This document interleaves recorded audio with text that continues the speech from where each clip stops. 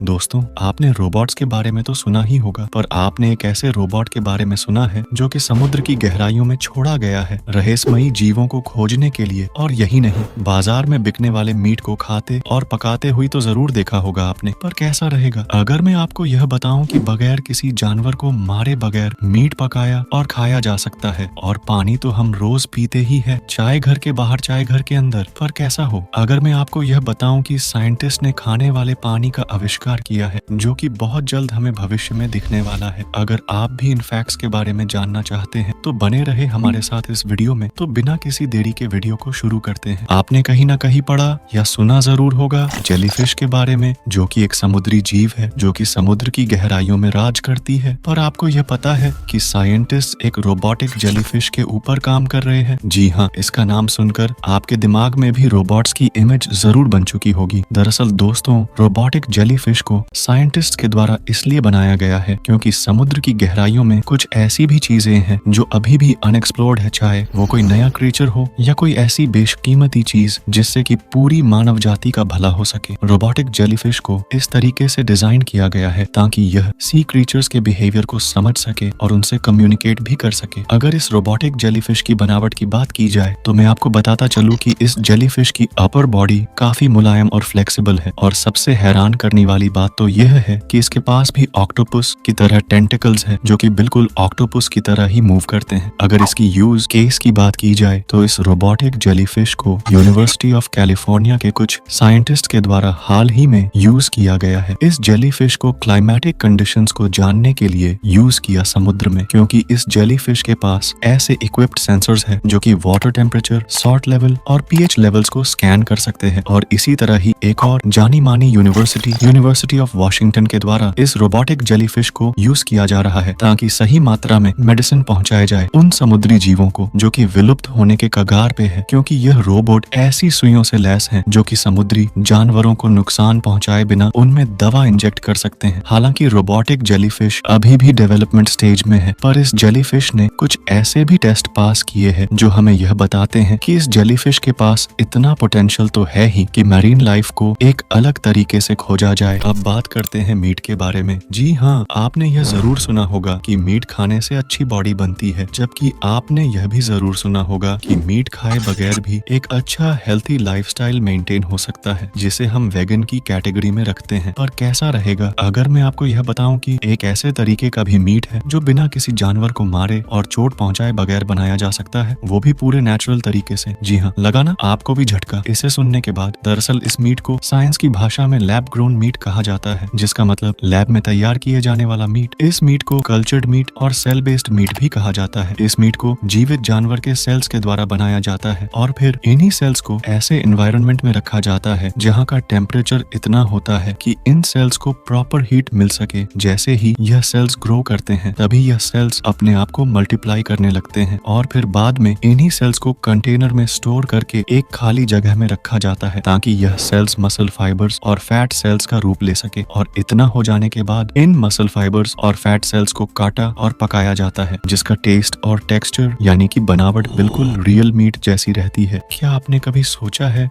उस वर्ल्ड के बारे में? जी हाँ, साइंटिस्ट्स ने कुछ ऐसा ही कर दिखाया है हमारी धरती के लिए। जैसे कि हम सबको पता है कि प्लास्टिक बॉटल्स हमारे एनवायरनमेंट के लिए कितने हानिकारक है, तो इसलिए साइंटिस्ट ने इन्वेंट किया एडिबल वाटर बॉटल, जिसका मतलब हिंदी में खाने योग्य पानी की बोतल है। आपको जरूर यह अजीब लग रहा होगा सुनने में, पर यह सच है। दरअसल एडिबल वाटर बॉटल कुछ ऐसे खाने योग्य सामग्री से बना होता है जिसे कि डाइजेस्ट करना बहुत आसान रहता है, जैसे कि सीवीड, एगर और कैराजीनन। ये कुछ ऐसे एडिबल एलिमेंट्स हैं जो हमारी ह्यूमन बॉडी के लिए सेफ होते हैं और यही एलिमेंट्स नेचर वाइज बायोडिग्रेडेबल भी होते हैं, जो कि प्लास्टिक के लिए एक अच्छा रिप्लेसमेंट हो सकते हैं, क्योंकि प्लास्टिक नॉन बायोडिग्रेडेबल एलिमेंट है, जिसका मतलब प्लास्टिक डिकम्पोज नहीं हो सकता, जिसकी वजह से हमारे एनवायरनमेंट में पोल्यूशन फैलता है।